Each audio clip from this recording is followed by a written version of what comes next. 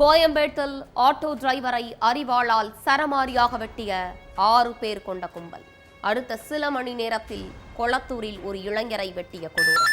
தடுக்க வந்த நபர்களுக்கும் சகட்டு மேனிக்கு விழுந்த அரிவாள் வெட்டு. இரவு நேரத்தில் ஒரே கும்பல் 2 இடங்களில் உள்ள நபர்களை வெட்டியது ஏன்? அந்த கும்பலுக்கும் வெட்டுப்பட்டவர்களுக்கும் என்ன சம்பந்தம்? பின்னணி என்ன?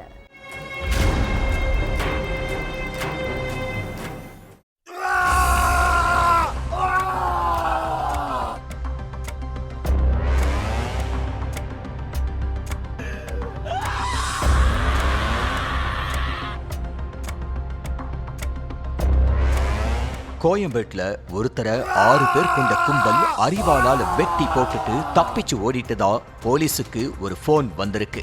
அதே கும்பல் கொளத்தூர்லயும் சில பேரை கண்மூடித்தனமா வெட்டி போட்டிருக்கிறதா அங்க உள்ள போலீஸுக்கும் போன் வந்திருக்கு.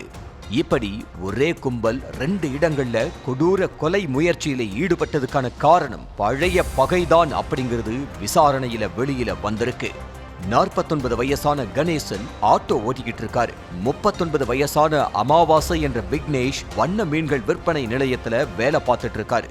சென்னை கொளத்தூர் ராஜமங்கலம் மகாத்மா காந்தி நகரை சேர்ந்த 2 பேருக்கும் 10 வயசு வித்தியாசம் இருந்தாலும் ஒண்ணுக்குள்ள ஒன்னா நண்பர்கள் மாதிரி தான் பழகிக்கிட்டு இருந்திருக்காங்க. 2 பேரும் பேருக்கு தான் பகல்ல ஆட்டோ ஓட்டுறது, மீன் கடையில வேலை பார்க்கறதுன்னு இருந்திருக்காங்க. ஆனா நைட்டு நேரத்துல அவங்களோட மெயின் வேலையே கஞ்சா மற்றும் போதைப் பொருள் விற்கிறது தான். கிட்டத்தட்ட 7 வருஷமா 2 பேரும் சேர்ந்து போதைப் பொருள் சேல்ஸ் பண்ணிக்கிட்டு இருந்திருக்காங்க. இந்த சூழல்ல வர்ற லாபத்தை பிரிக்கிறதுல 2 பேருக்குமே முட்டல் மோதல் ஏற்பட்டிருக்கு. அதனால டென்ஷனான 2 பேருமே இனி நீ தனியா போதைப் பொருள் சேல்ஸ் பண்ணு, நான் தனியா சேல்ஸ் பண்றேன்னு ஆளுக்கு ஒரு பக்கமா விலகிக்கிட்டாங்க. கணேசன் சில இளைஞர்களை சேர்த்துக்கிட்டு ஒரு ஏரியாவுல போதைப் பொருள் சேல்ஸ் பண்ணப்ப அமாவாசையும் தனி டீமை உருவாக்கி அதே ஏரியாவுல போதைப் பொருள் சேல்ஸ்ல ஈடுபட்டிருக்காரு. அப்பவும் 2 தரப்புக்கும் இடையில மோதல் ஏற்பட்டிருக்கு. எந்த ஏரியாவுல யார் சேல்ஸ் பண்றது, எந்த ஏரியாவுல யார் பெரிய ஆளுன்னு பிரச்சனை ஆரம்பிச்சிருக்கு. இதுக்கு மத்தியில போதைப் பொருள் விற்பனை நடக்கிறதாவும் அதனால பள்ளி மற்றும் கல்லூரி படிக்கிற மாணவர்களோட எதிர்காலமே வீணாகுதுன்னு பொதுமக்கள் போலீஸ் கிட்ட புகார் கொடுத்திருக்காங்க. அதனால போதைப் பொருள் சேல்ஸ் கும்பல பிடிக்கிற பணியில இறங்கி இருக்காங்க போலீசார். அப்போ அமாவாசை எந்த பகுதியில கஞ்சா சேல்ஸ் பண்ணுவான், எத்தனை மணிக்கு சேல்ஸ் பண்ணுவான், யாரெல்லாம் அவனோட கூட்டாளிகள்னு எல்லா விவரத்தையும் உளவுத்துறை போலீஸுக்கு தகவல் கொடுத்திருக்கான் கணேசன். அந்த தகவல் படியே சைலண்டா போன போலீசார் அமாவாசை, அவனோட கூட்டாளிகள் சின்ன கருப்பு, பெரிய கருப்பு, ஜீவான்னு மொத்தம் 6 பேரை அரெஸ்ட் பண்ணி சிறையில அடைச்சிருக்காங்க. கணேசன் தான் போலீஸ் கிட்ட காட்டி கொடுத்துட்டான்னு தெரிஞ்சுக்கிட்ட அமாவாசையும் அவனோட கூட்டாளிகளும் சிறைக்குள்ளேயே ஒரு மாஸ்டர் பிளான போட்டிருக்காங்க.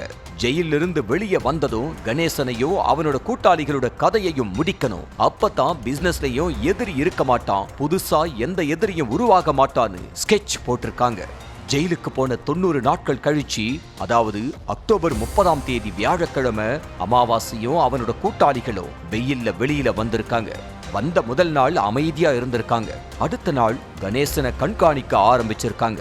அதுக்கடுத்த நாள் ஏற்கனவே சிறையில போட்டு வச்சிருந்த திட்டத்தை செயல்படுத்தி இருக்காங்க.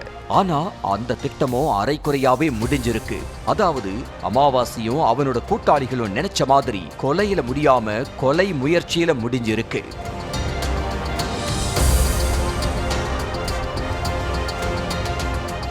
நவம்பர் 1ஆம் தேதி சனிக்கிழமை நைட்டு 9 மணி அளவுல கணேசனோட செல்போனுக்கு ஒரு கால் வந்திருக்கு. அண்ணா, அவசர வேலையா தாம்பரம் வரைக்கும் போகணும், நீங்க உங்க ஆட்டோவை எடுத்துட்டு வர முடியுமா அப்படின்னு ஒரு ஆணோட குரல் கேட்டிருக்கு. அப்போ நான் ஒரு சவாரி ஏத்துறதுக்காக கோயம்பேடு வரைக்கும் வந்திருக்கேன்னு சொல்லியிருக்காரு கணேசன். அவரு எங்க இருக்காருன்னு தெரிஞ்சுக்கிறதுக்காக வேற ஒரு நபரை பேச வச்சிருக்காங்க அமாவாசையும் அவனோட கூட்டாளிகளும். அடுத்து தான் கூட்டாளிகளோட 2 பைக்ல கோயம்பேடு போயிருக்காரு அமாவாசை. கோயம்பேட்டுல உள்ள ஒரு ஹோட்டல் பக்கத்துல நின்னுகிட்டு இருந்திருக்காரு கணேசன். போன வேகத்துல கணேசனை 6 பேர் சேர்ந்துகிட்டு சரமாரியா வெட்டி இருக்காங்க.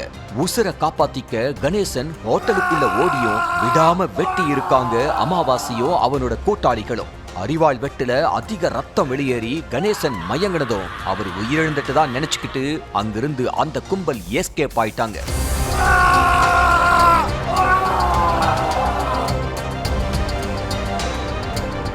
அடுத்து ஹோட்டல் ஊழியர்கள் தகவல் கொடுத்ததும் அங்க வந்த போலீஸ் கணேசனை மீட்டு ஹாஸ்பிட்டலுக்கு அனுப்பி வச்சுட்டு விசாரணையில இறங்கி இருக்காங்க.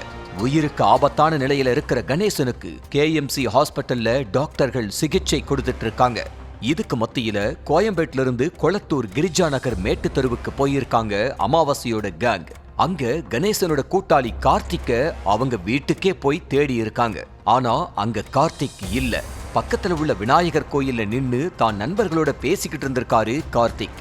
அத பார்த்த அமாவாசை பைக்கை கொஞ்ச தூரம் தள்ளி நிறுத்திட்டு வந்து கார்த்திக்க அவரோட நண்பர்களையும் அரிவாளால வெட்டி இருக்காங்க.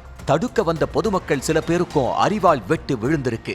ஆனா கார்த்திக்கு மட்டும் வெட்டு சகட்டு மேனிக்கு விழுந்திருக்கு. அதுல சுயநினைவை இழந்து கார்த்திக் கீழே விழ அவர் உயிரிழந்துட்டதா நினைச்சு அங்கிருந்து தப்பி ஓடி இருக்காங்க அமாவாசையும் அவனோட கூட்டாளிகளும். மாதவரத்துல உள்ள ஒரு பிரைவேட் ஹாஸ்பிட்டல்ல சிகிச்சைக்காக அனுமதிக்கப்பட்டிருக்கிற கார்த்திக்கோட தலையில 25 தையல்களும் நாக்குல 10 தையல்களும் போடப்பட்டிருக்கு.